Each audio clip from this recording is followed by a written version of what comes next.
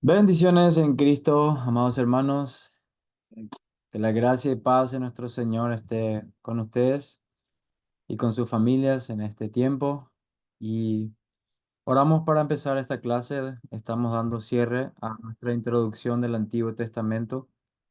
Por la gracia y misericordia del Señor, Él nos permite alcanzar un poquito más de su gracia y gracia sobre gracia para ser edificados y hechos conforme a la estatura de Cristo. Oramos.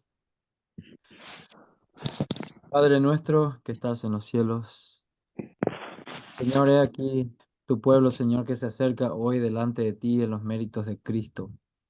Gracias, Señor, porque en Cristo tenemos perdón de pecados, tenemos también, Señor, la adopción en tu familia, Señor.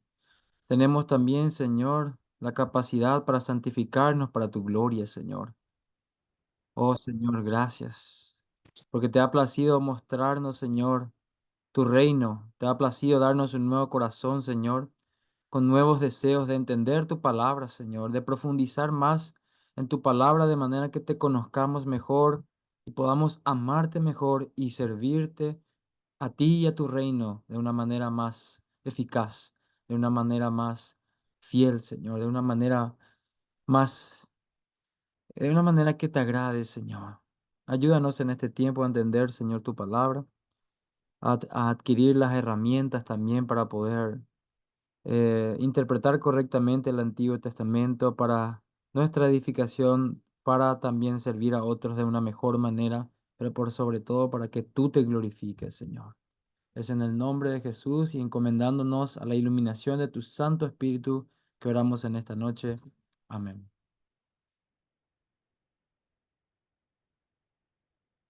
Bueno, entonces, bienvenidos al Seminario Teológico Marangatú. Estamos aquí nuevamente. Hoy ya la última parte de esta introducción en el Antiguo Testamento.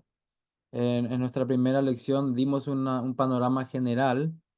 En la segunda, o mejor dicho, en la primera lección hablamos de la importancia de entender el Antiguo Testamento. No lo desechamos, no creemos que es algo obsoleto o irrelevante a nosotros, sino que creemos que verdaderamente el Señor eh, tiene una historia, una narrativa que ha comenzado en el Antiguo Testamento. Su reino ha sido inaugurado y eso habíamos también hablado en la segunda ponencia sobre el reino de Dios con Adán y Eva, que fueron también ahí puestos para labrar el jardín. Conocemos lo que pasó después, la caída, después del pacto de obras. El Señor hizo un pacto de obras con Adán y le dijo, haz esto y vivirás. Un periodo de prueba que él lastimosamente no pasó y por ende toda su posteridad, es decir, nosotros hoy también sufrimos las consecuencias de la maldición o el pecado y sus efectos que han entrado a la humanidad, no solamente a nosotros, los humanos, sino también a toda la creación que hoy gime a una, esperando aquel tiempo de redención, el cielo nuevo y tierra nueva. Hablamos también de cómo el reino de Dios es administrado a través de los pactos. Eso fue lo que dimos en la clase anterior. Y hoy vamos a ver un poco el cuarto tema, que es el canon del Antiguo Testamento. Vimos ya reino, que es el tema más amplio, pactos, que habla de su administración. Y al hablar del Antiguo Testamento no podemos desechar, obviamente, el canon, es decir, la unidad de medida. ¿Qué es el Antiguo Testamento? ¿Por qué lo utilizamos? ¿Cuáles son los libros que el Señor ha inspirado para que su pueblo les siga? Para que su pueblo tenga su revelación especial. Sabemos que la revelación general, eso ya dimos en nuestro primer módulo, es Dios revelándose en el mundo, en su creación, en nuestras conciencias, y bueno, pero la revelación especial es en su palabra. Una revelación especial que había en el Antiguo Testamento eran los sueños, visiones, visitaciones angélicas, pero por sobre todo la revelación más especial del Señor es la encarnación de nuestro Señor Jesucristo. Y Él dejó testimonio en su palabra a través de esa fe apostólica que fue dada a sus discípulos, a sus apóstoles, para que hoy nosotros tengamos la palabra de Dios inerrante, infalible, digo bien, y suficiente para que podamos vivir una vida piadosa conforme a la voluntad de nuestro Señor. En este, en esta última lección veremos cómo el canon, es decir, el Antiguo Testamento, la unidad de medida, a eso nos referimos cuando decimos canon, un estándar. Cuando usamos una regla para medir algo, por ejemplo, cuán largo es, utilizamos una regla con centímetros o pulgadas o metros incluso cuando es más grande. Entonces utilizamos algo para saber la medida de algo, para saber si es pequeño, mediano, grande, etcétera. Y también para el Antiguo Testamento necesitamos un canon, de hecho que hemos sido dados, hemos recibido, mejor dicho, un canon, un estándar para saber lo que es la voluntad de Dios revelada en su palabra, primeramente en el Antiguo Testamento y hoy nosotros, en este tiempo que como ya sabemos que estamos en la continuación, en esa etapa del ya, pero todavía no, del reino de Dios. Ya hablo con un lenguaje que sé que pueden entenderme, pues hemos estado estudiando y el Señor nos ha concedido esa gracia de entender un poquito más. Bueno, en la primera parte, el canon como espejo, ¿cómo podemos ver cómo es el Antiguo Testamento un espejo? Es decir, que muestra un reflejo. En la segunda parte veremos cómo es el canon del Antiguo Testamento como una ventana, es decir, cuando yo pongo mis ojos en una ventana, yo puedo mirar hacia adentro, al interior de una habitación o si estoy mirando hacia afuera, lo que hay un paisaje hacia afuera. De esa misma manera podremos ver un paisaje histórico de lo que pasó en el Antiguo Testamento. Finalmente veremos también cómo el Antiguo Testamento puede ser descrito como un cuadro con hermosos colores, con creatividad y también cómo el Señor tenía un propósito de comunicar algo con eficacia. Entremos en nuestra primera parte, el canon como espejo. Eso es lo que estaremos viendo un poco aquí en el bosquejo. Veremos que en el canon como espejo abordaremos un poco la base y el enfoque, es decir, cuando hablamos un poco de espejo, estamos diciendo que cuando yo voy a la Biblia, refleja algo, si yo siendo varón, por ejemplo, a veces encuentro cosas que me llaman más la atención a mí y mi esposa, cuando ella lee también la palabra de Dios, hay cosas que le llaman un poco más la atención porque tenemos ciertas afinidades, inclinaciones hacia la palabra, algo nos llama más la atención que otras cosas. Tal vez a los hombres les gustan más los relatos narrativos, donde hay guerra y detalles y cosas así, y a lo mejor a las damas le puede gustar más algo más poético, ¿verdad? Algo más sensible, historias. De hecho, que a todos nos gusta la Biblia, pero de repente tenemos ciertas preferencias o disfrutamos de una manera especial cosas en la cual nos vemos reflejados, es decir, nuestras preferencias. Cuando hablamos del Antiguo Testamento como algo temático, queremos analizar de que el Antiguo Testamento puede ser entendido a través de temas. Y cuando hablamos de temas, primero tenemos que justificar por qué el Antiguo Testamento es como un espejo, por qué el Antiguo Testamento se puede presentar como temas. Es decir, vamos a justificar si esto es algo que yo estoy inventando o es algo que verdaderamente las escrituras muestran. Para eso tenemos que ver un poco la base, es decir, sus caracteres, el carácter de las escrituras y los ejemplos. ¿Será que la Biblia, el carácter del Antiguo Testamento muestra que es como un reflejo? ¿Será que hay ejemplos bíblicos de eso o estamos especulando o estamos simplemente inventando? Yo quiero que el Antiguo Testamento sea así. No, vamos a probar eso. Entonces, a veces lastimosamente los creyentes empiezan a leer el Antiguo Testamento y hacen como un pequeño corte, cortan en pedacitos aquí y allá y no logran unificar. Es decir, de que a veces se ven el Antiguo Testamento como rayos de diferentes colores, o sea, cosas totalmente separadas. Aún dentro del Antiguo Testamento no ven un hilo conductor que está uniendo toda la trama. Entonces, nosotros hoy vamos a ver de que verdaderamente hay un hilo conductor en el Antiguo Testamento, de que hay temas en el Antiguo Testamento que son prominentes, que son importantes y que no pueden ser evadidos. También hay obviamente temas menores en el sentido de que no tienen tanto protagonismo. Pongámosle que tienen un protagonismo secundario y después hay otros rellenos, vamos a decirle, otros temas que están dentro de eso que pudiéramos considerarle como información útil para algunos propósitos, pero que no son como el eje central de algunos capítulos, algunos libros, etcétera. esos son conocidos como temas irrelevantes. Vamos a ver un poquito más. Por ejemplo, cuando vemos en el libro de Génesis, este versículo, en el principio creó Dios los cielos y la tierra, parece sencillo, uno mira así y va a decir, ay, no hay mucho que sacar de esto, pero verdaderamente esto no es así. En este versículo hay más de un tema importante. Hay más, por ejemplo, ya en este versículo yo puedo ver de que Dios creó el mundo. Esto pudiera ser a simple vista lo único que está en este versículo. Vuelvo atrás. En el principio creó Dios los cielos y la tierra. Listo, ya tengo la idea principal, ya no hay más nada que sacar. No, la palabra de Dios no vuelve vacía, hermanos. Así que hay mucho que exprimir de ahí. Ahí, por ejemplo, podemos encontrar también de que hay un Dios, en el principio, Dios, ahí ya está Dios. No solamente que hubo una creación, no solamente de que Dios lo creó, pero ese versículo también ya me dice que existe un Dios.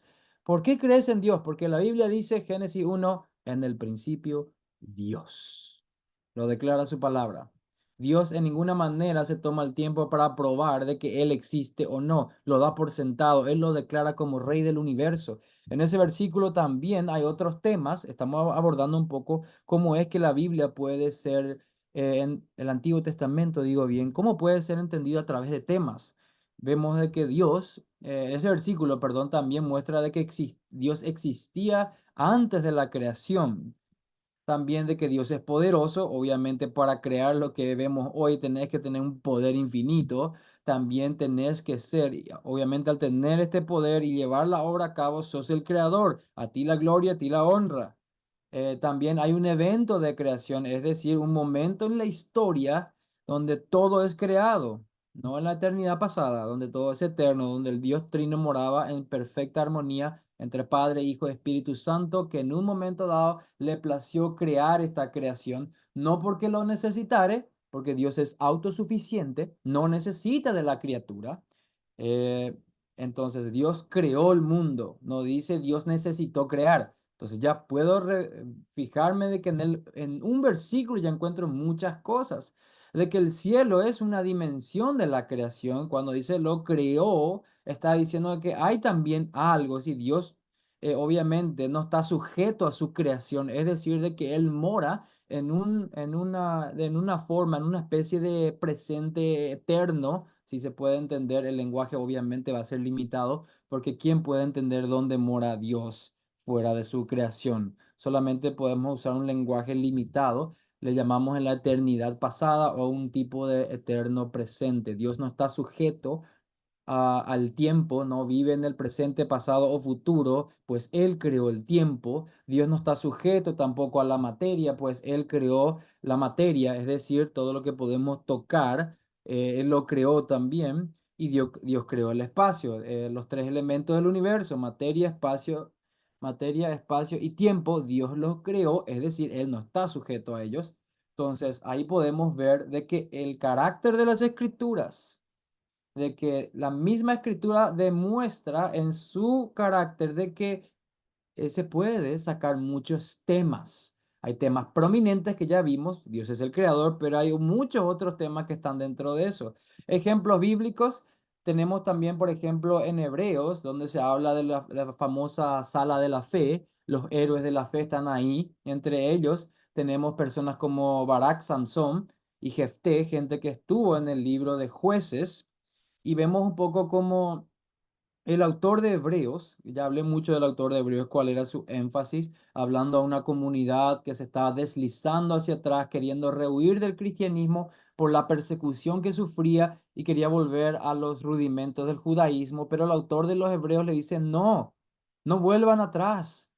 Y ahora le voy a traer ejemplos buenos del Antiguo Testamento. ¿Y qué es lo que hace el autor de Hebreo? Trae ejemplo del libro de los jueces. Como le dije recién aquí, trajo ejemplo de Barak, Samson y Jefté, personajes del tiempo de los jueces. Y cuando uno ve el libro de los jueces, generalmente uno piensa, ah, libro de los jueces, ¿en serio? Ahí hubo una ineficacia total en el liderazgo. Terrible las cosas que hicieron. De hecho, que el versículo pivot del libro de los jueces está al final cuando dice, y en ese tiempo todo el mundo hacía lo que mejor le placía, ¿verdad? Algo así dice. Estoy parafraseando un poco lo que dice el libro de jueces. Es decir, no había reyes. De hecho, que el libro de los jueces es, eh, anterior al periodo de la monarquía. Entonces, ahí, cuando tenemos la impresión que, ¿para qué vas a usar un libro que habla de mucha falla moral, de incluso de muchos malos ejemplos? ¿Por qué no te vas en otro libro donde hay mejores ejemplos? No, en el libro de los jueces estamos viendo como aún en el libro de los jueces puede haber temas prominentes, sí, mal liderazgo, fracasos morales son temas prominentes, pero también hay temas secundarios. Por ejemplo, hicieron cosas buenas y ¿por qué no? Se Uno, puede usar dos, también tres, esos ejemplos. cuatro, cinco, seis, siete, ocho, nueve. Entonces también se puede utilizar esos ejemplos de cosas buenas que hicieron estos jueces. Por ejemplo, como dije aquí recién, a ver un poco, uy, se me pasó.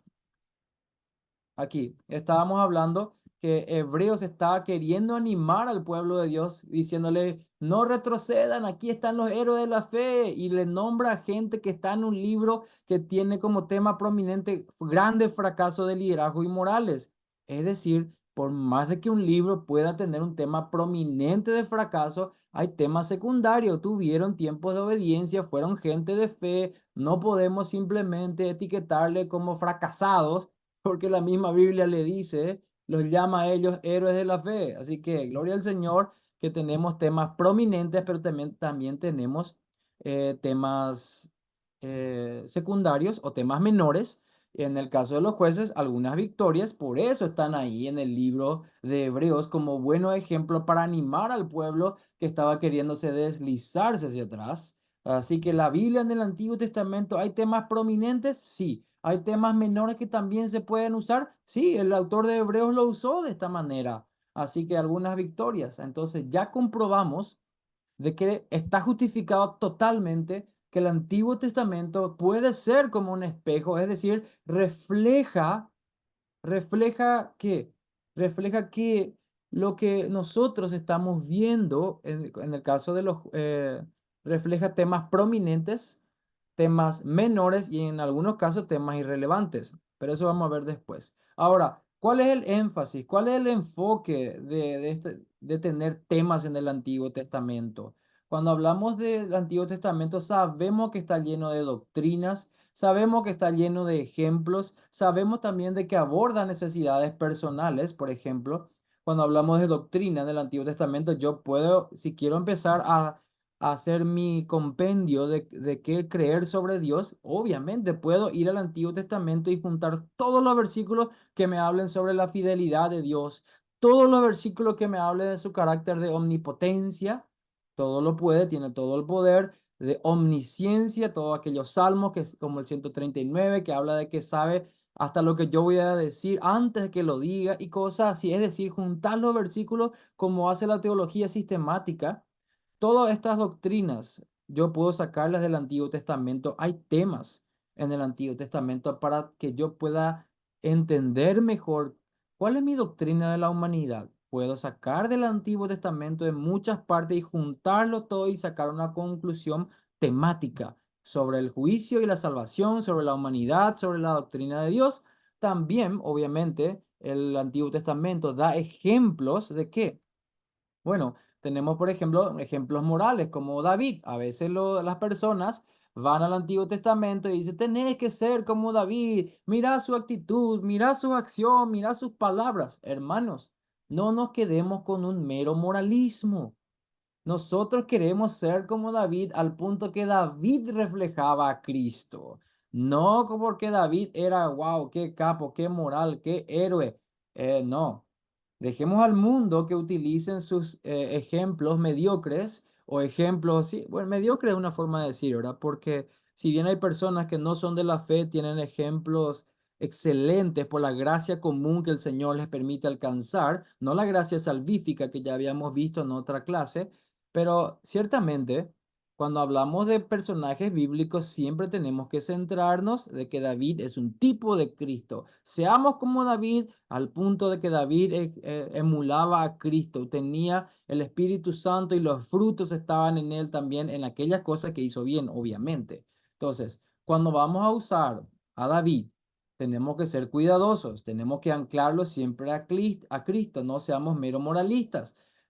Cierto que podemos hablar de David, de que su fe le llevó a la victoria. A veces se dice, mira, tené la fe de David, amigo, mira cómo su fe le llevó a la victoria. Si te quedas ahí, se quedó en un mero moralismo, usaste un personaje bíblico para enseñar como moral. En vez de contar una fábula de la tortuguita que le ganó al conejo, lo usaste a David de la misma manera. Anclalo a la historia, al reino de Dios, al papel que tenía, al Espíritu Santo, que él era un tipo de Cristo. Siempre hay que predicar a Cristo, siempre hay que ver a Cristo en el Antiguo Testamento. Eso es muy importante, pero de ninguna manera tampoco podemos descalificar y decir, no, está mal decir la fe de David. Claro que está bien decir la fe de David porque David amaba al Señor, tenía un corazón conforme al Señor. Lo que está mal es quedarse en el mero ejemplo moralista. Podemos decir, obvio, la fe de David fue importante, le llevó a la victoria. Sí, pero ¿por qué? El tema prominente en la vida de David no era él mismo, sino de que él era el rey prometido, el rey que iba a traer de su descendencia, iba a venir el rey cuyo reino no tendría fin, Cristo Jesús. El tema prominente de Primera de Samuel, donde está la cronología de David, es la dinastía de David. Y cuando hablamos de dinastía, hablamos de la familia y todo llega a Cristo. Ese es el tema prominente y el tema secundario es la fe de David, camino a la que le llevó a la victoria. Entonces, eso en cuanto a la Biblia en el Antiguo Testamento como ejemplos. Necesidades personales, obvio, yo puedo ir al Antiguo Testamento como persona, yo puedo sacar ejemplos, principios para mi vida familiar, para mi vida de la iglesia, también para el mundo de los negocios. Vea el libro de Proverbios, habla del ahorro, la inversión y muchas otras cosas más. La palabra de Dios verdaderamente es todo el consejo de Dios, es sabiduría aplicada, el libro de Proverbios. Obviamente también cuando veo un poco el Antiguo Testamento, veo que ahí también el Señor se manifestaba a través en casos como David, que aquí está eh, cantando al Señor, dedicándole su vida al Señor. También vemos aquí, también con los a ver un poco, aquí, perdón, aquí le tenemos también a Elías en tiempos de depresión. Es decir, la palabra de Dios puede ser aplicada a situaciones personales. Claro, el Salmo 23, también hermosa poesía del Señor, exaltando al Señor. Y así sucesivamente el Antiguo Testamento tiene un análisis temático, un análisis para nuestras necesidades personales. Bueno. Hasta ahí entonces llegamos al análisis temático. Hemos visto cómo el Antiguo Testamento tiene temas prominentes, temas menores o secundarios, y así hemos visto de que el Señor en su palabra refleja para muchos tipos de cosas. Hasta aquí la primera parte, el canon como espejo. Ahora, el canon como ventana. Cuando voy a mirar una ventana, yo estoy mirando la historia. Cuando hablamos de la historia, yo estoy mirando dentro de la Biblia hechos históricos. No es un libro de fábulas, es la historia de Dios en el mundo. Obviamente, hay eventos pasados cuando hablamos de historia, especialmente en este tiempo donde hay muchas personas que quieren descartar la historia como algo anticuado, como algo que no tiene tanta relevancia ya para nuestros días. No hace falta enfatizárselo en lo que pasó. Vemos a muchos jóvenes yendo al colegio y no quieren saber nada de historia, no quieren tener clase de historia. ¿De qué me sirve a mí? Yo quiero ser youtuber, influencer. Yo quiero aprender cosas que me van a servir para mi futuro. Lo que pasó, ya pasó. Ese tipo de rechazo a la historia verdaderamente pudiera cumplirse el dicho que dice todo aquel que no conoce su historia está destinado a repetirla. Si hay errores errores garrafales en la historia de tu familia, es importante que los conozcas porque forman parte del cúmulo de sabiduría que se pasa de generación en generación.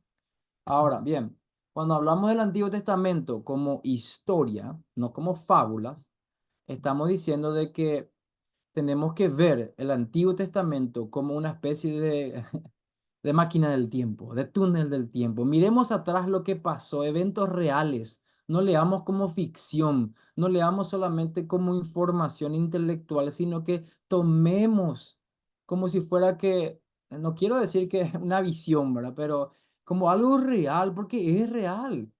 El Antiguo Testamento son eventos que pasaron y hoy mucha gente está queriendo desacreditar lo que el Antiguo Testamento ha declarado y muchos ya han sido avergonzados porque la arqueología ha comprobado lo que dice la Biblia.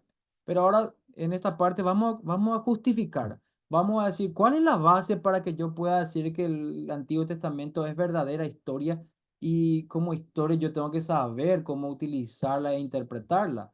Obviamente, ¿cuál es la base? Otra vez, carácter y ejemplos. ¿Cuál es el carácter histórico del Antiguo Testamento?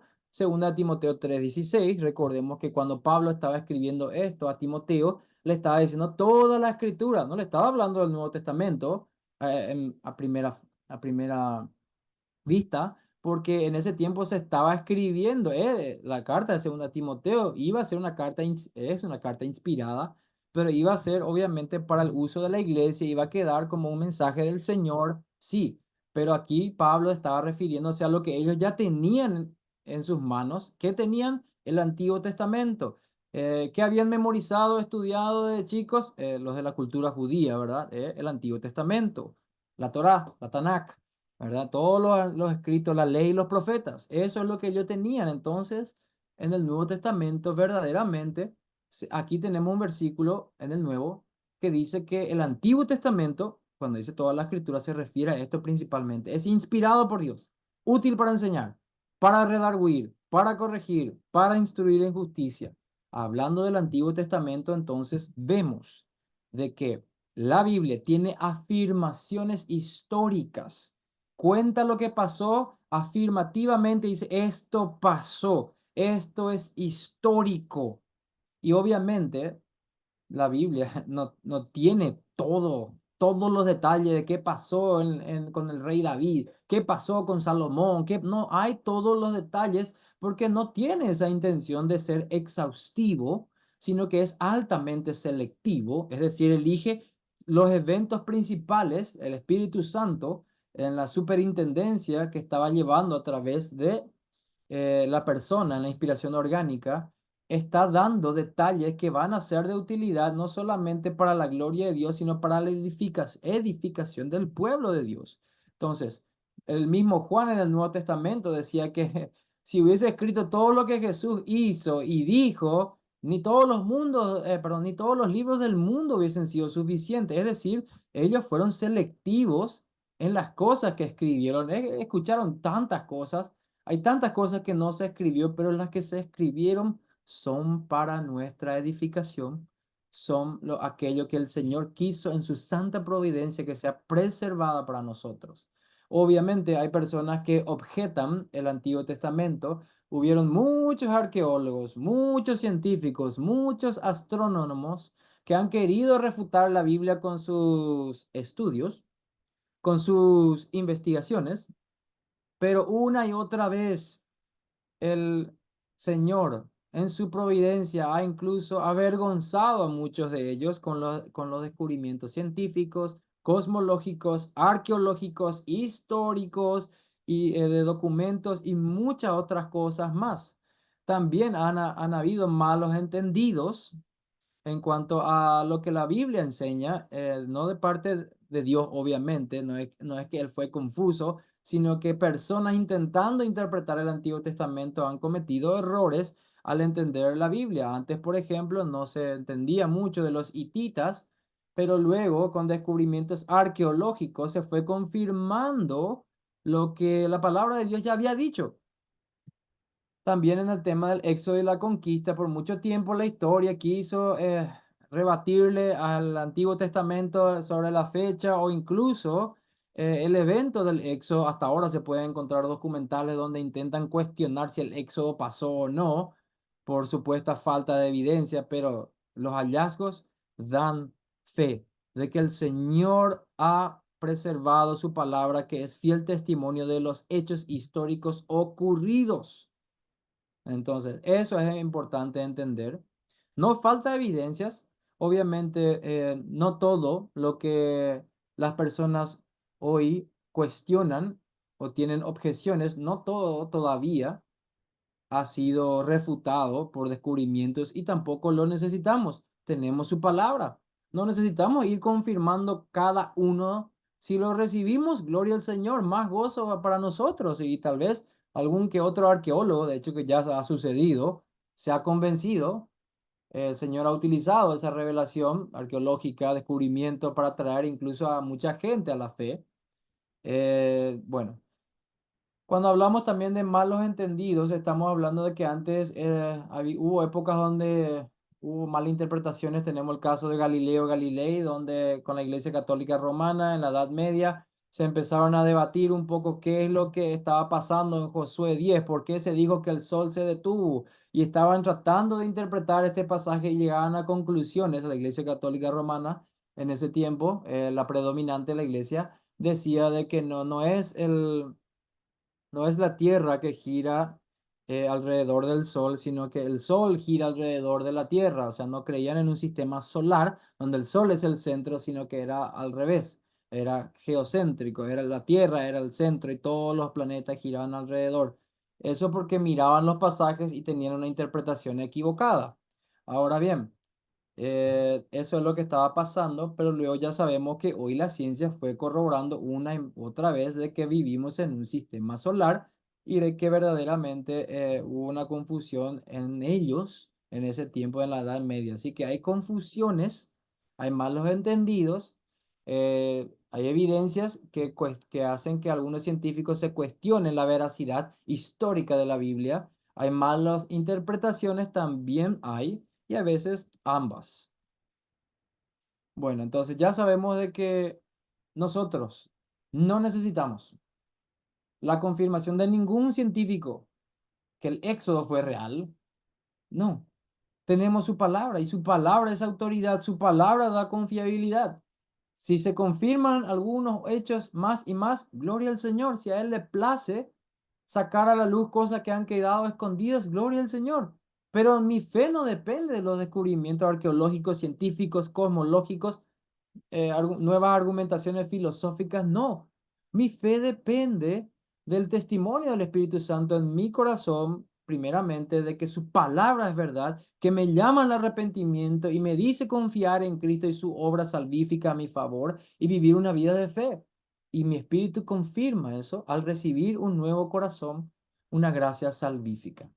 Entonces, ejemplos bíblicos de esto que estamos viendo ahora, como el Antiguo Testamento puede ser como una ventana histórica. ¿Cuáles son los ejemplos bíblicos? La misma Biblia utiliza crónicas aquí, por ejemplo, utiliza personajes históricos que verdaderamente vivieron.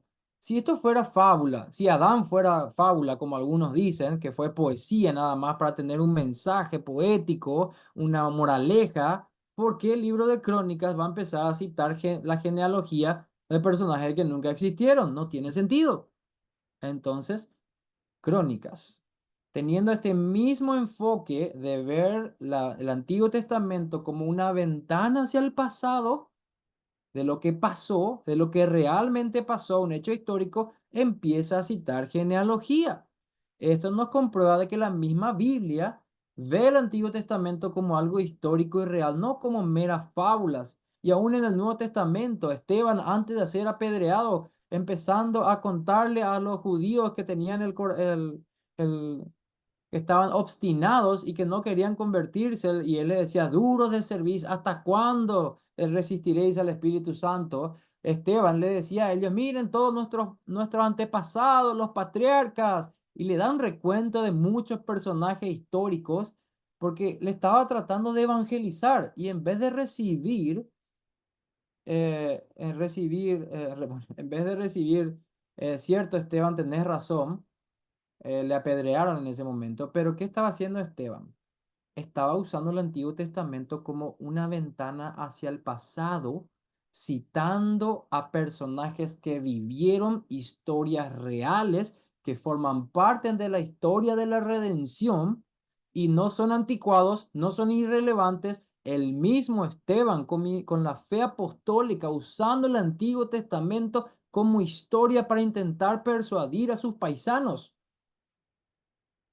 Así es, hermanos. El Antiguo Testamento es historia. No se crean esas cosas absurdas que a veces enseñan los documentales, que es tan esotérico, que enseñan verdaderamente necedades. Entonces, ¿cuál es? Ya tenemos una base, ya sabemos que el Antiguo Testamento es una ventana histórica hacia el pasado, ya sabemos que autores bíblicos en el Antiguo, Crónicas, y en el Nuevo, Hechos, Esteban, lo usaron como historia. Entonces, ¿cuál es el enfoque? ¿Cuál es el énfasis? Y aquí vamos a entrar en algo que es bastante, no complicado, pero sí un poco complejo, una rama del estudio de la teología que nos ayuda a entender mejor el Antiguo Testamento como historia. ¿Cómo yo puedo interpretar la historia que ha pasado en el Antiguo Testamento? Veamos un poco.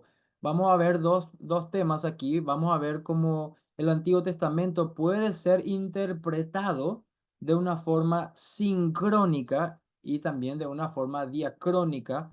Vamos a ver un poco a qué se refiere con esto. Cuando hablamos de sincrónica, hay una sincronía, hay una armonía. ¿A qué nos referimos? No son historias totalmente desconectadas. Hemos visto cómo el Antiguo Testamento es el pueblo de Dios, sí, pero hay una línea de tiempo que está totalmente conectada.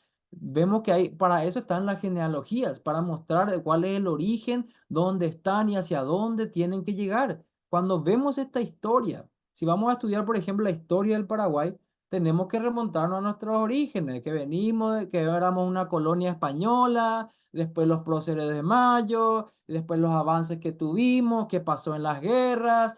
Va a haber una línea de tiempo que vamos a seguir para entender nuestra historia como paraguayos y obviamente ahí vamos a conocer mucho de nuestra identidad paraguaya también al hacer eso.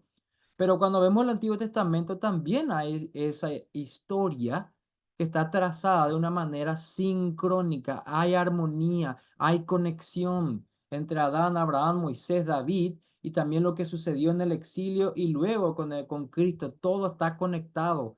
No desechemos el Antiguo Testamento. Parece una obviedad lo que estoy diciendo, pero hay gente que está queriendo decir, y yo ya di nombres en clase pasada, gente que tiene mega iglesia que dice desconectémonos del Antiguo Testamento y solamente enfoquémonos en el Nuevo, dice. Ahí tenemos a Cristo, ahí tenemos la resurrección. No hace más falta tanto énfasis en el Antiguo. Así están diciendo nuevos maestros de megas iglesias en Estados Unidos y también en muchas otras partes de Europa liberal. Así está pasando, hermanos. Así que no es sin propósito lo que estamos estudiando aquí. Vimos también cómo el Antiguo Testamento puede tener una sincronía. Estamos viendo entonces, ¿qué era lo que estamos estudiando? Una toma, como una foto sincrónica. ¿Cuál es? ¿Cómo está el reino, perdón, el Antiguo Testamento dividido? Bueno, es el reino de Dios. Y dentro del reino de Dios ya vimos que hay una historia primigenia, Génesis del 1 al 11. Vimos también cuando el Señor llamó a Abraham y formó una nación de Israel, y con él Moisés, con él David. Luego también vemos que hay el reino de Dios sigue en el Nuevo Testamento, es decir, cuando vamos a empezar a interpretar el Antiguo Testamento, sabemos que el tema principal más amplio es el reino de Dios. Y también vemos que cuando empezamos a hacer una especie de acercamiento, de zoom, vemos de que hay una historia primigenia, hay una historia nacional, y también eso va a estar conectado luego con el Nuevo Testamento, pero estamos hablando del Antiguo Testamento. Otra forma de ver el Antiguo Testamento, como habíamos dicho, el reino de Dios es administrado a través de pactos. Tenemos los pactos universales, los pactos nacionales y el nuevo pacto. Cuando hablamos de pactos universales con toda la humanidad, Adán y Noé. Cuando hablamos de pactos, perdón, el pacto universal, a este se le llamaba de estabilidad, es decir, cuando el Señor prometió a Noé que ya no vendría ningún diluvio, de que todo el mundo seguiría un curso, las leyes de la física y todo eso, está diciendo de que va a haber una estabilidad tal de manera que el plan de redención siga y venga luego el Hijo de la promesa, Jesucristo, y se pueda predicar el Evangelio, las buenas nuevas, el reino de Dios, hasta aquel día postrero donde luego todo va a ser consumado por fuego, según el libro de Primera de Pedro.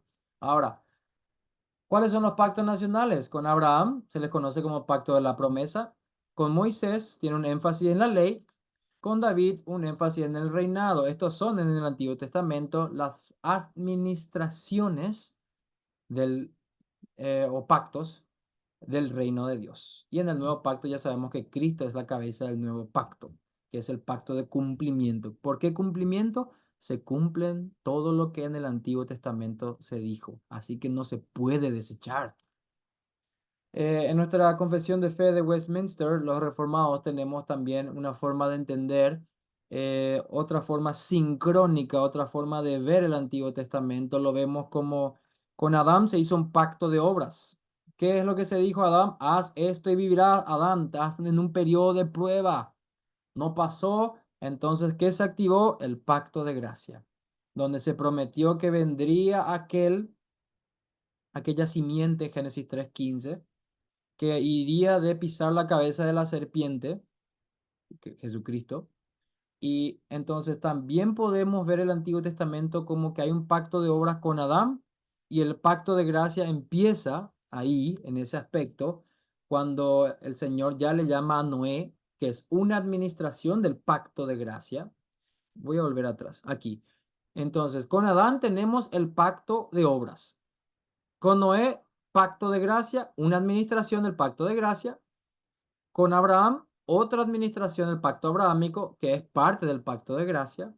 Con Moisés, a pesar de que tiene un énfasis en la ley, también es un pacto de gracia esencialmente, pero con un ropaje también de mucha ley, de mucha jurisdicción.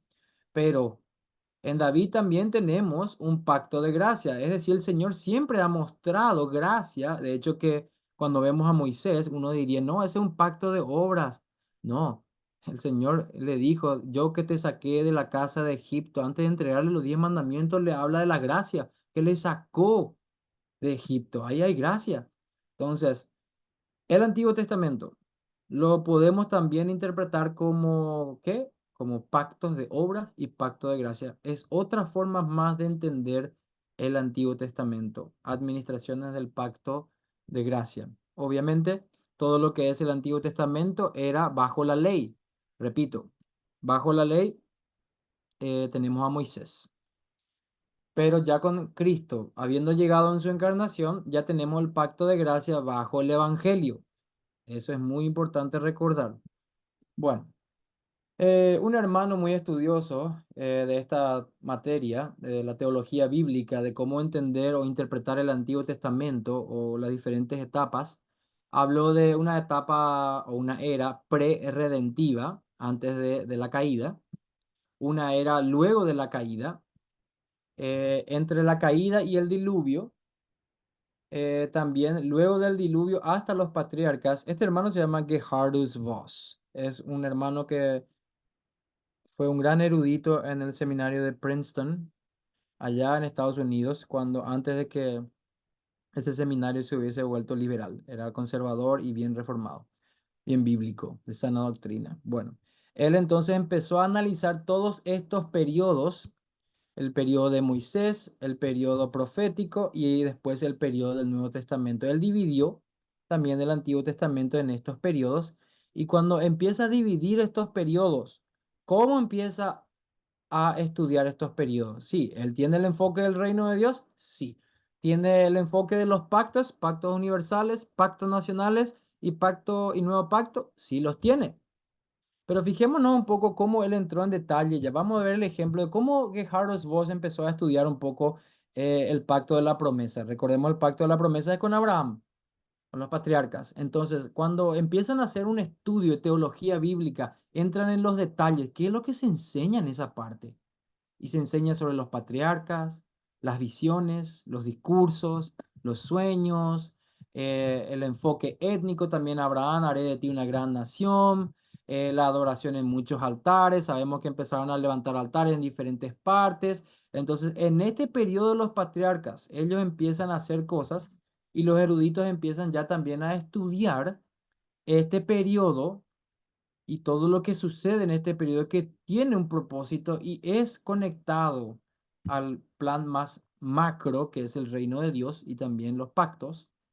Esto es lo que estaba, estas son las cosas que se estudian: las promesas en la tierra, las promesas de los descendientes. Todas estas cosas se estudian en la teología bíblica. Cuando uno entra en detalle a estudiar el periodo de los patriarcas Y ahora el periodo de la ley con Moisés también empieza a estudiar cómo hay un enfoque nacional, cómo se le dan las leyes a ellos, cómo están las ceremonias, cuáles son, cómo se tienen que conducir como una nación. Hay un enfoque nacional en este tiempo y eso es lo que se estudia ahí. También, obviamente, el tabernáculo estaba ahí, el templo estaba ahí. Entonces, cuando uno empieza a estudiar el Antiguo Testamento, llega a este pacto con Moisés, dentro del pacto con Moisés, que es un pacto nacional, empieza a estudiar cosas más específicas y así es como uno ya ve la conexión que hay entre los pequeños detalles. Estamos viendo cómo nos empezamos a acercar, acercar, acercar y cada vez vemos más cosas detalladas que podemos entender y luego al alejarnos tenemos otra vez una vista de halcón para ver todo el panorama completo. Esto es lo que hace la teología bíblica.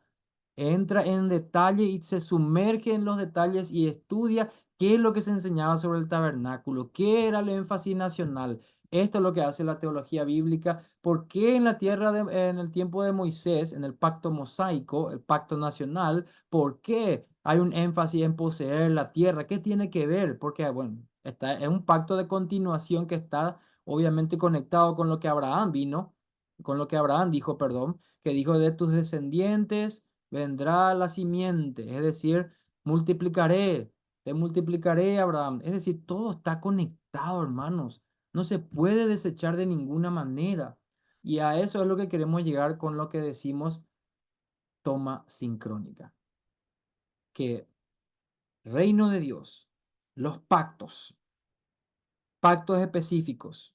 Los pactos se pueden agrupar en nacionales, pactos universales, pactos nacionales y el nuevo pacto se pueden agrupar de tres maneras.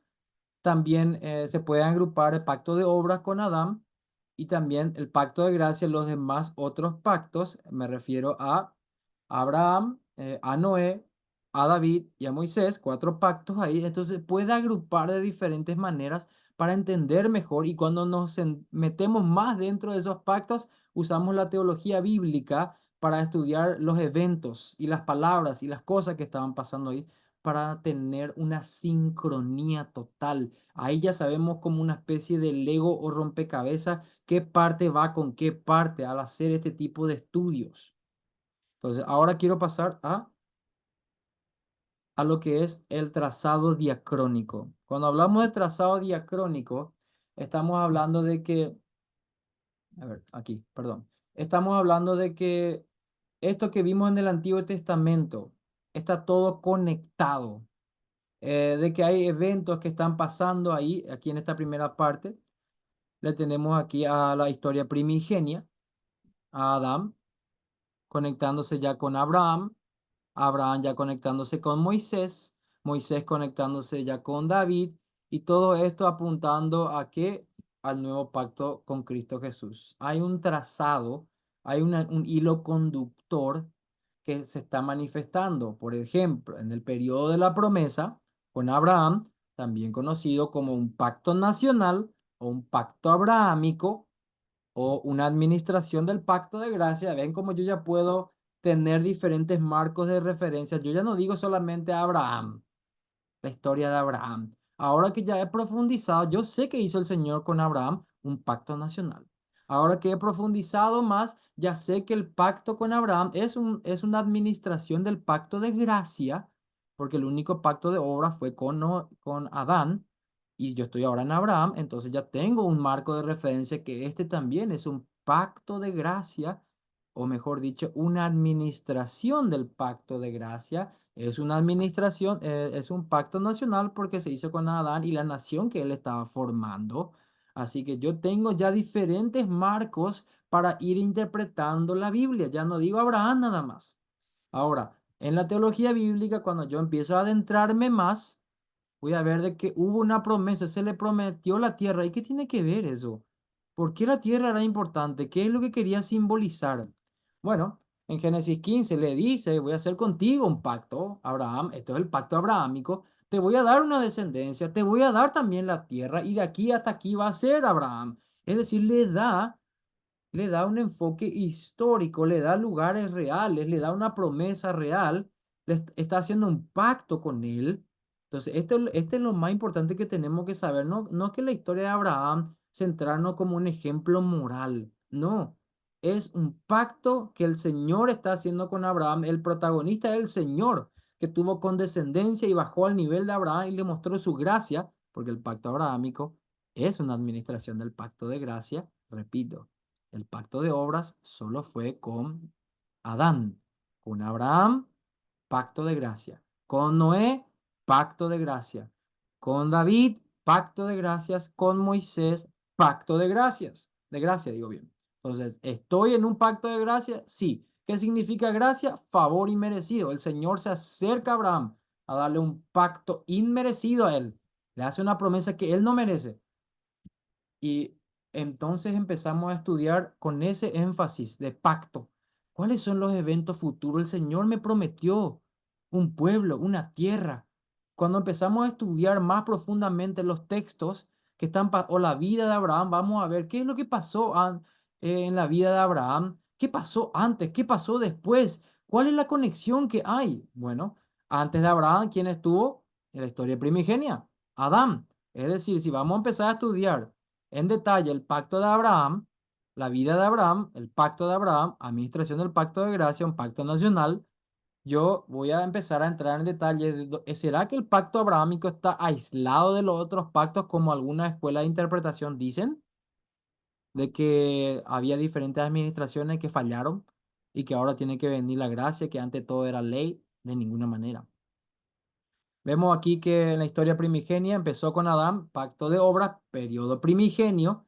Cayó Adán del pacto de obras, se activó el pacto de gracia con la descendencia ya de Adán. Obviamente, bueno, empezó ya después de su caída. El Señor ya establece ahí. ¿Y qué es lo que dijo en Génesis 1? Le dijo, y los bendijo Dios y le dijo, fructificad y multiplicad, llenad la tierra. Bueno, esto se conoce como el mandamiento cultural. Es donde el Señor le da una tarea. ¿A quién? A Adán. ¿Por qué estamos viendo esto? Porque estamos viendo lo que vino antes del pacto de Abraham.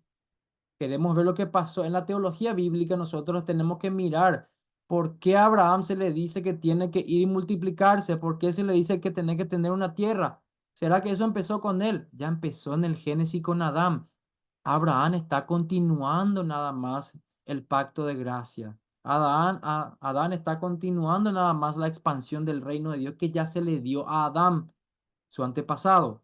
Ahí vemos la conexión. Ahí vemos como la teología bíblica, estamos nosotros hablando de algo diacrónico. Ahí estamos viendo como hay una conexión que va cruzándose. La historia de Abraham, la historia de Adán en una línea de tiempo van de forma paralela, como habíamos visto aquí en este gráfico. ¿Ven ahí? Como acá en esta primera parte hay dos líneas que unen la historia de Adán y también de Abraham. Entonces, a eso estamos llegando, es diacrónico, no está desconectado de los otros. ¿Y cuál es la conexión? Expandir el reino de Dios es el nivel más macro. El pacto de gracia es un nivel también, es una interpretación macro o amplia, pero también un pacto nacional con Abraham que está conectado orgánicamente con lo anterior y también con lo que va a venir después.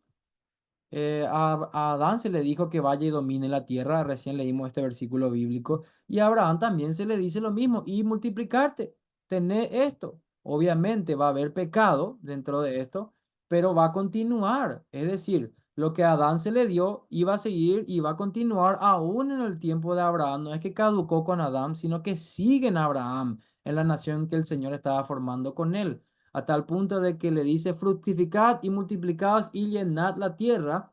Está hablando, aquí ya está hablando en el periodo primigenio, después en el diluvio, ya después del diluvio, cuando se bajan del arca, ella ya le está hablando, sigue esa gran comisión, sigue ese trazado diacrónico de ir a expandir el reino de Dios, de ir y multiplicar. Está todo conectado, hermanos, hermanos. El Señor tiene todo bajo control. Hay un mayor cumplimiento. Lo que Adán empezó va a tener un mayor cumplimiento en la vida de Abraham. Es decir, que lo que Abraham estaba recibiendo, la promesa de descendencia y tierra, no está desconectado, sino que viene y recibe como una especie de antorcha y que él tiene que iluminar más ahora en su camino. Entonces, en ese periodo patriarcal es como un cambio de administración, donde se te dio a vos una administración y vos tenés que mejorar, tenés que ampliar, tenés que expandir. Eso es lo que está pasando. Por eso se le dice a Abraham en el pacto abrahámico, que es una administración del pacto de gracia y también es un pacto nacional, se le dice, en tu simiente, Abraham, todas las naciones de la tierra serán bendecidas, benditas. Entonces ahí vemos el Antiguo Testamento y cómo se relaciona de que esto que está aquí no es una mera promesa, es el reino de Dios siendo expandido, la continuación de lo que se le dio a Adán está recibiendo a Abraham. Hay una conexión diacrónica y no termina con Abraham, continúa luego con Josué, con Moisés y Josué también en el periodo del Éxodo y la conquista. Sigue el trazado diacrónico en el Antiguo Testamento. A Josué le dijo: esforzate, entra, esta frase que siempre se utiliza como una píldora de motivación, esfuérzate y sé valiente. Sí, no hay problema, ese es un tema secundario. El tema predominante que es una línea diacrónica de la expansión del reino de Dios, y en este caso, ellos están ahora entrando en la conquista. Es el tiempo donde el Señor le está dando a ellos la tierra que le prometió a Abraham para que su descendencia sea multiplicada, que también se le dijo a Adán que vaya y multiplique. Entonces, todo está conectado, hermanos, ¿no? Y obviamente este cumplimiento después de Éxodo y la conquista, ya va al periodo del imperio con el rey David. Ellos, mayor cumplimiento, y sabemos que este fue el apogeo, la máxima cúspide, el pináculo de lo que es la gloria del templo y cómo era una nación conquistadora. El reino de Dios estaba en su mayor esplendor con el templo, con gente viniendo de otros lares incluso para ver la sabiduría de los reyes en el caso de Salomón.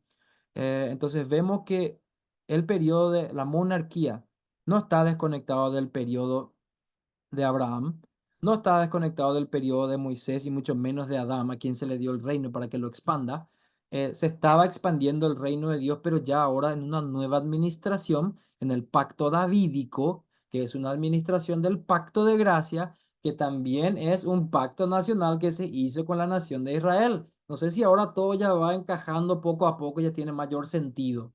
Estoy hablando en términos que ya estamos entendiendo porque ya lo hemos visto poco a poco. ¿Qué es lo que se le dijo a David? Que vas a traer seguridad en la tierra, de que vas a tener mayor dominio sobre la tierra y que vas a recibir también un pacto de que todos los reyes se van a postrar delante de ti, es decir, a tu casa, a tu rey, aquel que va a venir después de vos, David, es decir, Cristo Jesús, que vendría de su casa. Obviamente sabemos lo que pasó en la historia de David, el reino fue dividido y fue un fracaso total, un fracaso como nunca antes. Hasta aquí habíamos llegado todo bien, se estaba armando la torre, se estaba armando espectacularmente el reino de Dios, llegaba un esplendor y ahora colapsó y hubo un retroceso. En vez de seguir avanzando, hubo un retroceso del dominio que tenía que llevar ellos. Hasta que viene el tiempo de Zorobabel, ¿verdad? Donde se le promete también a Zorobabel, una nueva generación, de que vendría Jehová de los ejércitos y aquella gloria que tuvieron en la época de David, esa no va a ser nada en comparación a la que vendrá. Está hablando de la gloria del reino de Cristo consumado, va a ser mayor que el tiempo de David y Salomón, mucho mayor. A eso se le estaba diciendo a Zorobabel en Ageo, que va a venir un tiempo donde el cumplimiento de las promesas que se le dio a quién, a Adán, a Noé, a Abraham, a Moisés, a David, vendrán en un dominio global total y va a haber una reversión, es decir, va ya ese reino que estaba dividido, que estaban todos exiliados en la diáspora, ahora van a ser todos reunidos en Cristo. Todo va, o sea, el reino de Dios viene y se concentra ahora en el cumplimiento de todo lo que el Antiguo Testamento estaba apuntando, es en Cristo Jesús. Y hasta ahí llegamos en lo que es el análisis histórico, porque eso es lo que estábamos viendo, que el canon del Antiguo Testamento es una ventana que nos muestra hacia la historia. ¿Y qué es lo que estaba pasando en la historia? Eventos desconectados totalmente, no. Reino de Dios siendo expandido a través de la administración de los pactos, pactos nacionales, pactos universales. Eso pasaba en el Antiguo Testamento y dentro de esos pactos también podemos ver otra distinción, pacto de obras solamente con Adán y pacto de gracia en cuatro diferentes administraciones, Noé, Abraham, Moisés y David. Cuatro administraciones del pacto de gracia y solamente con Adán hay un pacto de obras. Hasta aquí, ¿alguna consulta, alguna pregunta?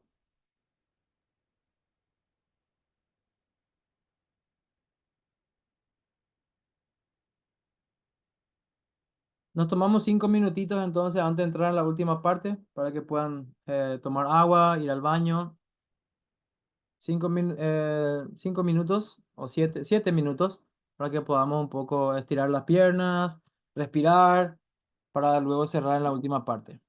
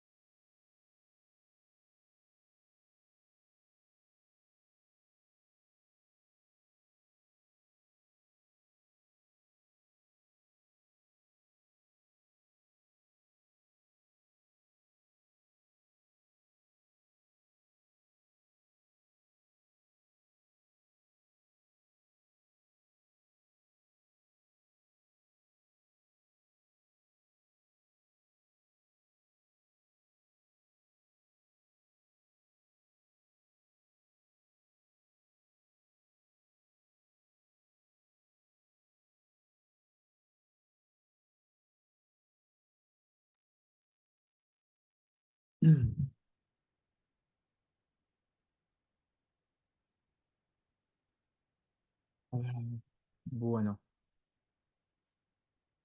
vamos a leer un poco el chat. ¿Todo bien hasta aquí? ¿Alguna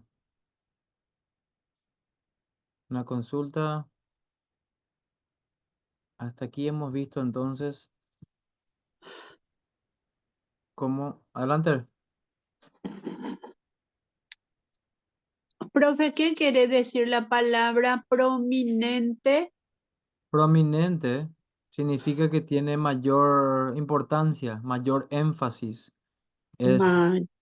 Mayor importancia. Gracias, profe. Ujú. Sí. Entonces, ya vimos cómo el Antiguo Testamento puede ser como un espejo porque tiene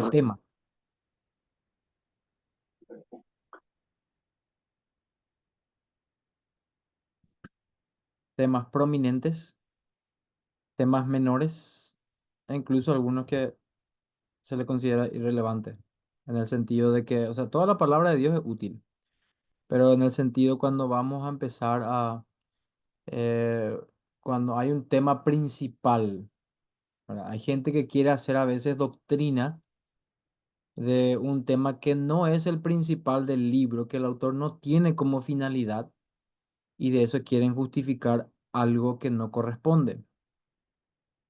O sea, a eso se refiere con irrelevante, de que el libro en sí, vos querés probar una doctrina y te vas a buscar ese tema en ese libro, pero ese libro no enseña específicamente eso. Puedes sacar principios de eso, pero no puedes usar como tu tema principal, por ejemplo. Si vos querés saber sobre el gobierno de la iglesia, sobre el pastorado y cosas así, tenés que irte a las cartas que están diseñadas para ese propósito, donde hay mayor explicación, o mejor dicho, donde el texto fue escrito con ese propósito explícitamente. No tratar de espiritualizar otros pasajes que tal vez tengan algunas conexiones parecidos, pero no puede hacer doctrina de algo que no es explícito, perdón, no puede hacer doctrina eh, teniendo textos claros sobre, por ejemplo, el pastorado y empezar a usar paralelos de temas que son, tal vez en otra parte hable de pastores o de liderazgo y empezar a hacer eso como tu pasaje pivot o tu pasaje de apoyo principal cuando tenés otros textos que son claros y vos te vas a textos que pueden ser ambiguos o que vos podés sacar simplemente principios de ellos. O sea, si vas a hacer doctrina de algo, tenés que concentrarte en los pasajes claros y explícitos. Eso a eso se refería con temas irrelevantes. Pero bueno, ahora ya me quedan 20 minutos, voy al canon como un cuadro. Entonces, eso como espejo, el canon como ventana, vimos el enfoque histórico y cómo se interpreta la historia de la redención en el Antiguo Testamento, el reino de Dios y los pactos en sus diferentes formas. Y ahora quiero entrar en el canon, o es decir, el Antiguo Testamento como un cuadro. Cuando hablamos de cuadro, estamos viendo un poco de que hay una creatividad. El Antiguo Testamento no es un libro aburrido, descolorido, sino que tienen bastantes cosas dentro. Se utilizan incluso cuando vemos un cuadro, por ejemplo, perdón, voy atrás, vemos el talento del autor, del artista. Vemos los colores, las formas, la idea que hay detrás, pero también para conocer mejor a un artista también a veces es importante saber en qué tiempo lo escribió, a qué tipo de audiencia se estaba refiriendo con su obra artística, cuál es su historia familiar, cuál es su capacitación. Es decir, hay muchas cosas que la obra de un artista revela, no solamente cómo usó los colores, sino también a qué audiencia escribió, cuál era el mensaje que quería escribir, cómo le afectó su cultura, su tiempo, sus preferencias personales, sus ideas de la vida y muchas otras cosas más. De esa misma manera, en el Antiguo Testamento también hay un análisis que podemos hacer. Ya hemos visto análisis de temas, cuando hablamos de temas, ya hemos visto prominentes, secundarios y algunos otros que pueden ser irrelevantes. Hemos visto un análisis histórico también, hemos analizado un poco el Antiguo Testamento de un aspecto histórico, pero ahora vamos a mirar por el Antiguo Testamento, vamos a cerrar esta clase sabiendo de que el Antiguo Testamento también refleja la creatividad, no solo de aquellos que lo escribieron, sino la providencia del Señor para que estas personas hayan tenido estas herramientas de comunicación eh, para poder hablar del Antiguo Testamento. Aquí vemos, por ejemplo, un cuadro. El Antiguo Testamento puede ser interpretado también como un cuadro, lo podemos ver como un cuadro. ¿Por qué? Porque hay creatividad, hay elementos literarios. ¿Por qué digo elementos literarios? Porque es escritura, está escrito. ¿Será que se puede expresar creatividad en la escritura? Sí, metáforas, hipérboles, exageraciones, poesías y muchas palabras lindas que se pueden decir que tal vez hayamos escuchado en el Día de la Madre, hermosas poesías o lindas guaranías también que hablan de la naturaleza y cosas hermosas, palabras que son escritas con un lenguaje poético hermoso, y así también el Antiguo Testamento tiene sus diferentes tipos de literatura con diferentes énfasis, escrito por diferentes autores.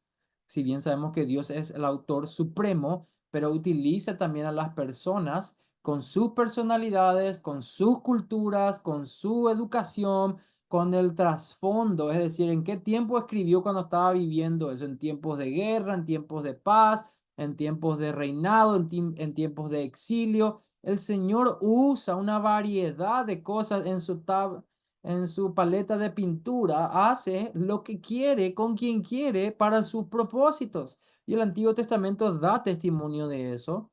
Vemos aquí también algo de la ley. Aquí veíamos un poco algo del rey David, como él escribía sus salmos. Qué hermoso el Salmo 23. Jehová es mi pastor, nada me faltará. Salmo 91, el que habita el abrigo del Altísimo, morará bajo la sombra del Omnipotente. Hermosos, hermosos salmos que el Señor ha escrito mostrando, comunicándose con su pueblo en un lenguaje hermoso. Pero también ha dado otro tipo de literatura, como la ley. No es lo mismo decir, ¿qué está leyendo? Estoy leyendo algo muy hermoso. ¿Qué es? La Constitución Nacional de Paraguay. Ah, ok, bueno. Eso puede ser hermoso en un sentido jurídico, que es perfecto, o algo, o que te gusta demasiado la forma que expresaron las ideas, pero tal vez no a todos le parezca algo hermoso, creativo, detallado. Bueno. Entonces el Antiguo Testamento como un cuadro, vamos a comprobar un poco si esto es así o no en el Antiguo Testamento, estamos inventando. Veamos un poco si las escrituras se muestran como un cuadro con creatividad, y creo que es muy obvio porque vemos que el Antiguo Testamento no solamente hay unidades literarias, vamos a ver enseguida qué eso es, cualidades literarias y variedad literaria. Vamos a ver primero, cuando hablamos de unidades literarias, estamos hablando de que tiene diferentes libros. Si voy a leer el Génesis, tengo que leerlo como el libro que es, un libro histórico cuyo propósito es contar un poco también del principio del universo, con la creación. Ya conocemos mucho lo que es el Génesis, ¿verdad? Y ahora tenemos muchas formas más de entender, pero yo tengo que leer el Génesis no como una poesía, sino como un libro histórico.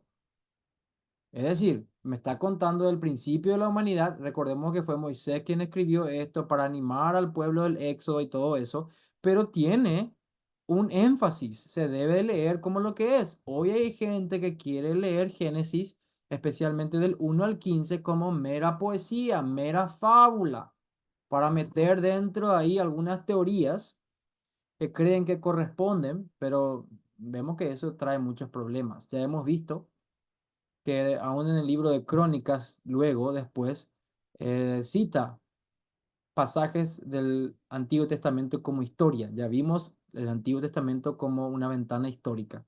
Ahora, todos estos libros tienen géneros literarios diferentes. Algunos son de ley, algunos son de discursos, algunos son narrativos de historia, otros son de poesías, otros son de proverbios, y así sucesivamente. Hay un género literario. Estos libros se tienen que leer de esta manera. Voy al principio otra vez. Estamos hablando de unidades, es decir, son individuales.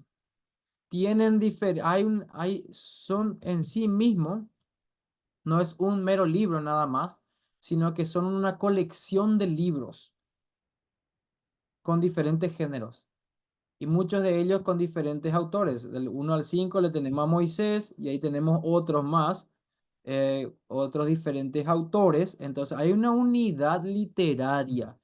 ¿Qué quiere decir eso? De que hay, eh, pongámonos un ejemplo, si empezamos a hablar de un tema controversial hoy y entre cristianos queremos ponernos de acuerdo, a lo mejor vamos a tener algunos desacuerdos, pero la Biblia, escrita por más de 40 autores en tres diferentes idiomas, en un periodo de más de 1600 años, en tiempos de paz, en tiempos de guerra, no tiene contradicción.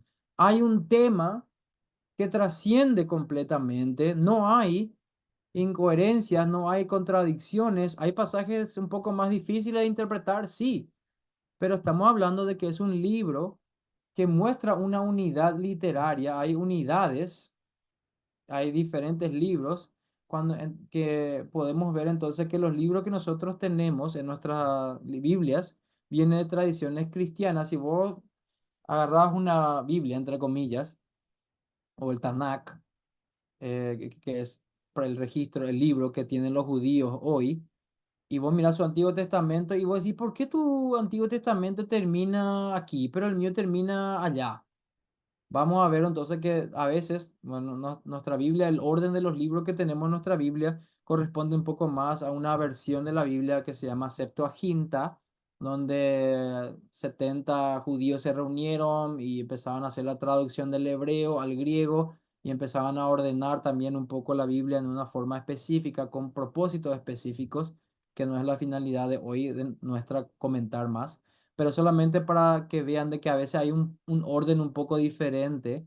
Viene un judío a mi casa y me dice, esta es la Biblia, y vos mirá y parece diferente. Bueno, es porque tenemos un poco algunas formas diferentes nada más de, de ordenar, pero es el mismo Antiguo Testamento que tenemos con los judíos. No así la Biblia Católica Romana, que tiene 7 libros más que no están en la Biblia de los judíos. La Biblia que Jesús usó en el tiempo que vivió aquí, esos 7 libros no están. Ningún apóstol citó esos libros, ni el mismo Jesús citó esos libros. En el tiempo de Jesús tampoco se utilizaban esos libros, no estaban aprobados. Luego llegaron, pero esa es historia para otro día. Ahora, los judíos a veces organizan los libros del Antiguo Testamento. Estamos estudiando el canon del Antiguo Testamento. Estamos estudiando los libros o la literatura que hay dentro de ellos. Y ellos tienen Samuel en solo un libro, no dividido en dos como nosotros lo tenemos. Reyes también. Lo mismo con Crónicas. Incluso se piensa que el libro de Esdras y Nehemías no eran dos libros diferentes, sino que eran un solo libro con el nombre de Esdras y Nehemías, pues eran personas que prácticamente vivieron en el mismo tiempo con temas muy parecidos.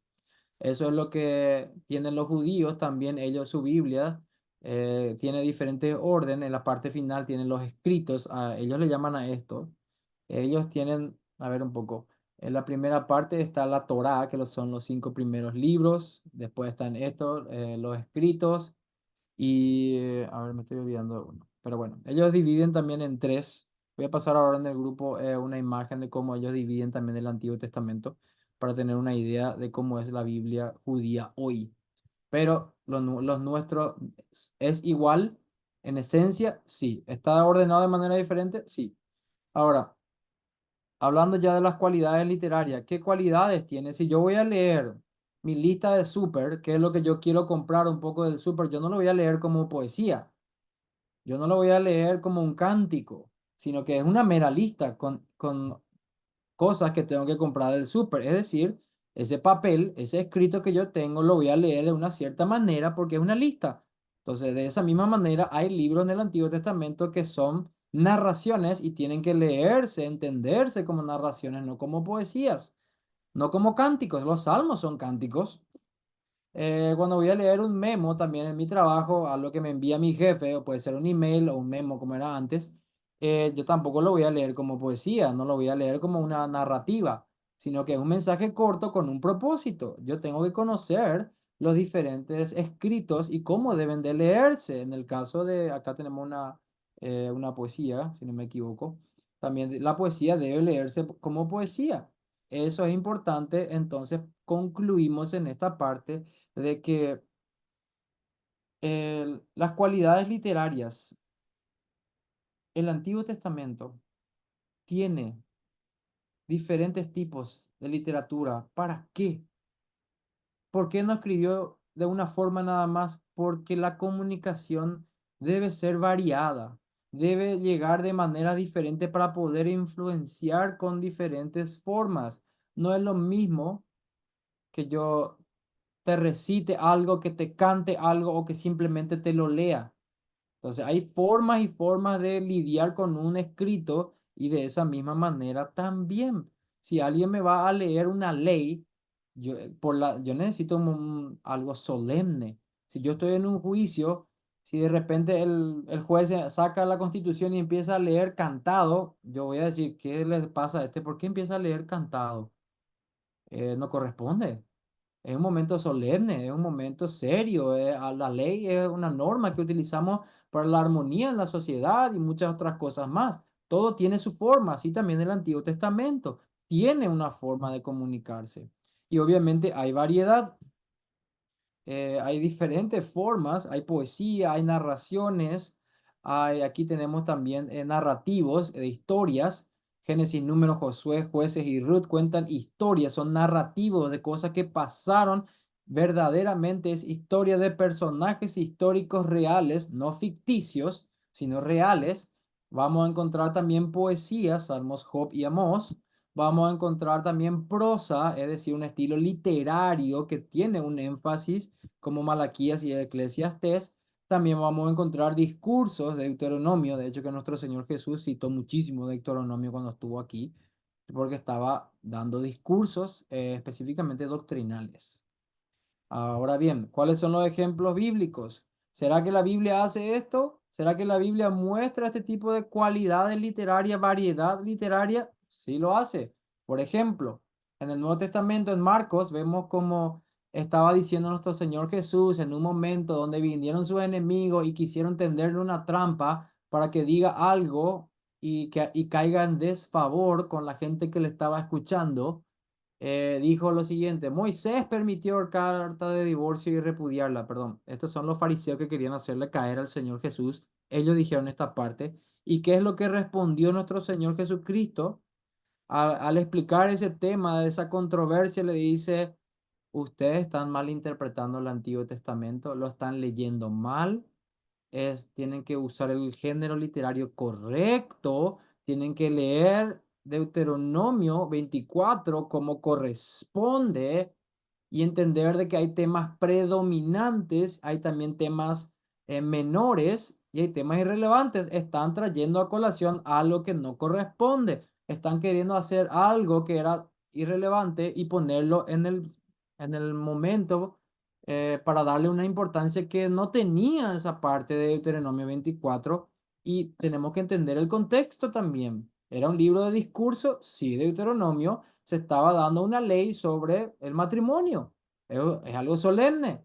Se estaba hablando de que se dio esta ley por la dureza de vuestro corazón, se escribió este mandamiento. Profe, y Deuteronomio, hasta el día de hoy sigue siendo de controversia por las interpretaciones que se dan al respecto. así mismo es, hermano. Pero con un entendimiento correcto del género literario, muchas cosas pudieran interpretarse mejor. Bueno, lo mismo hizo entonces el apóstol Pablo en Gálatas. ¿Qué es lo que hizo? Porque estamos queriendo probar si esto que el Antiguo Testamento habla con figuras literarias, si es cierto o no, estamos inventando nomás, no, o ya no debemos más usar eso. Acá tenemos un libro del Nuevo Testamento, apóstol Pablo, a los Gálatas que estaban recibiendo un falso evangelio, estaban siendo persuadidos por falsos maestros, se estaban apartando de lo que Pablo le había enseñado con el Evangelio de la gracia, estaban siguiendo a doctores de la ley que le querían enseñar salvación por obras otra vez, la obra de la ley. ¿Y qué hace Pablo? Les dice claramente, miren, lo que pasó con Abraham, ¿es histórico? Sí, pero voy a usar ese hecho histórico también con un tema que no es predominante porque el hecho de Abraham es un narrativo, el tema predominante es narrativo, pero dentro de eso yo puedo usar eso y de hecho que lo hizo, vamos a ver aquí en el siguiente pasaje, vamos a ver cómo lo que pasó con Abraham, cuando Moisés estaba escribiendo la historia de Abraham en el Génesis, lo hizo para decir a Israel, hey Israel, que saliste de Egipto, que está ahora en el Éxodo, no vaya a ser como Abraham, que no pudo esperar la promesa del Señor, del hijo de la descendencia de la promesa que iba a venir y se metió con su empleada Agar. No vaya a querer hacer por obras, es por la promesa, es por la gracia, esperar el tiempo para recibir tu bendición y no juicio, como le pasó a Abraham. Moisés estaba escribiendo Génesis, ya vimos eso en la historia primigenia, y le estaba escribiendo al pueblo en el Éxodo, que vamos a la tierra prometida. Voy a darles el ejemplo de Abraham, como él confió en sus obras, y ustedes quieren volver a sus obras. No. ¿Y qué relación tiene esto con Gálatas? ¿Qué es lo que hizo? A ver, a ver, a ver. Esto es lo que acabo de explicar recién. Israel, elección de Israel. ¿Qué es lo que hizo entonces Pablo en Gálatas?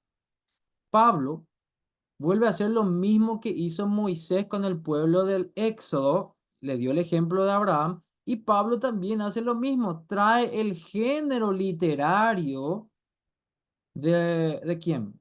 De Abraham y lo aplica a lo que estaba pasando en su contexto en Galacia, donde la iglesia se estaba desviando y quería un evangelio que no es evangelio, por obras, no por gracia. Entonces le está diciendo, ustedes van a volver a Agar, van a ser como Abraham que no supo esperar la promesa y quiso obrar en vez de esperar la benevolencia del Señor y ir por gracia para recibir su bendición. Pablo usa esto en Gálatas, usa un enfoque literario para dar una enseñanza y recordemos. El tema predominante del libro de Génesis, en el ejemplo de Abraham, sabemos el reino de Dios, los pactos, pero hay un tema secundario que es también, hay enseñanzas que se pueden espiritualizar o traer un simbolismo o lo que está pasando aquí, simbolismo digo porque eso es lo que se hace en una figura literaria, se trae un símbolo y se compara, eso es lo que hace Pablo y trae una enseñanza, no se desvíen ante la enseñanza de estos falsos maestros, van a ser enjuiciados por el Señor, va a venir el juicio sobre ustedes como Abraham recibió juicio del Señor por haber querido tomar un atajo con Agar. Sabemos lo que pasó, sabemos que de la descendencia de Agar y Ismael, si no me equivoco el nombre del hijo, vino toda una descendencia impía y que estuvieron en guerra, después hubo juicio. Terribles fueron las consecuencias.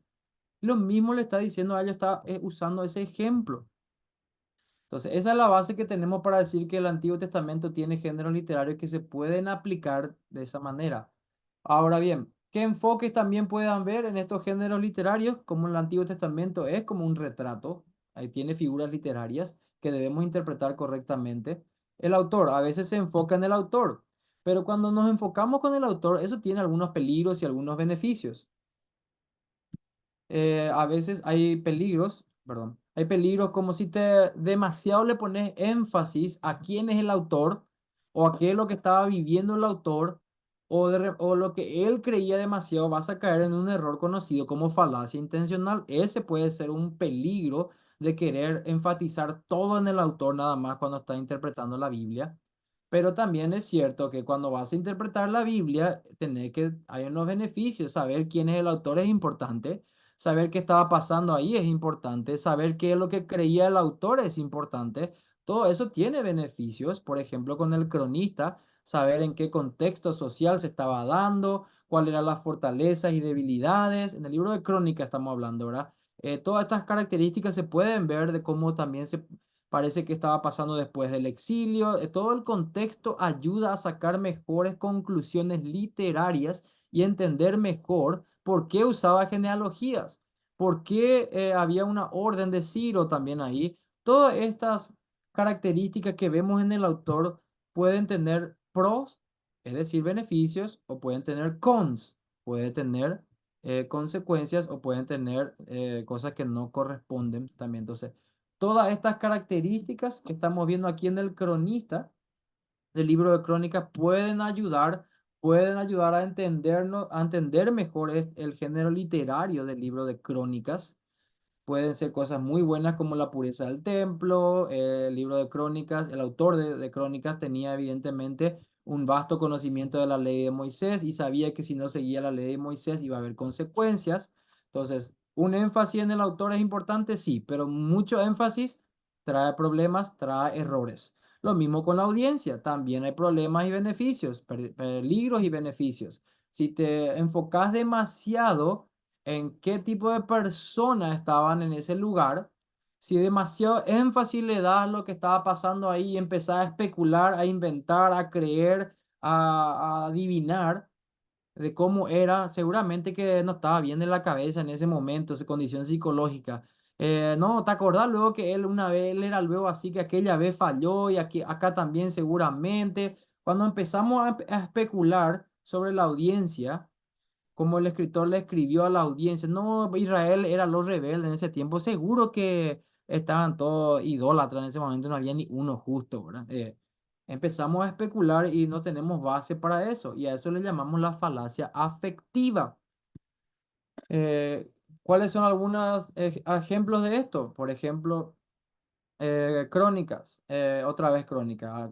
Si empezamos a ponerle mucho énfasis al grupo de personas que recibió ese libro, podemos creer de que un grupo selecto o para la gente en popular, no sabemos eso, pero si empezamos a especular, podemos caer en grandes errores interpretativos. Ciertamente sabemos que resistió, ciertamente sabemos que también se escribió hay registros del libro de Esdras y Nehemías. Sabemos también de que hablaban hebreo, eso nos puede dar bastante luz para interpretar mejor. Sabemos la ubicación también, eso nos ayuda bastante para saber qué es lo que estaban haciendo. Muchos eventos que también en el libro de crónicas se mencionan nos da un buen panorama para no especular, porque si empezamos a especular que la audiencia era así o estaba así, puede haber muchos problemas. En nuestra experiencia sabemos que siempre en grupo de personas hay gente fiel e infiel. Eso sí nos puede ayudar bastante a saber, a interpretar mejor el libro de crónicas. También podemos saber de que ellos estaban en un tiempo, entre comillas, tierra prometida, fuera del exilio ya, las condiciones sociales como eran y así sucesivamente podemos ver. Si le damos mucho énfasis a la audiencia, hay cosas buenas, pero hay cosas que son peligrosas también. Lo mismo pasa en esta parte del documento. Si yo solamente me enfoco en la Biblia, y uno diría, no, para mí solo la Biblia, lo que se escribió es lo que vale. Yo no necesito leer ningún libro de cultura hebrea, ni qué pensaban, ni cuáles eran sus tradiciones en ese momento. Lo que dice la Biblia nomás, ahí podemos caer en un error de querer, si vos no sabés quién era el autor, de dónde vino, cuál era su contexto, por qué estaba haciendo eso, cuál era el problema que tenían esas personas, la audiencia, vas a caer en errores interpretativos también. Entonces, vas a caer en una falacia, en un error que se llama falacia gráfica.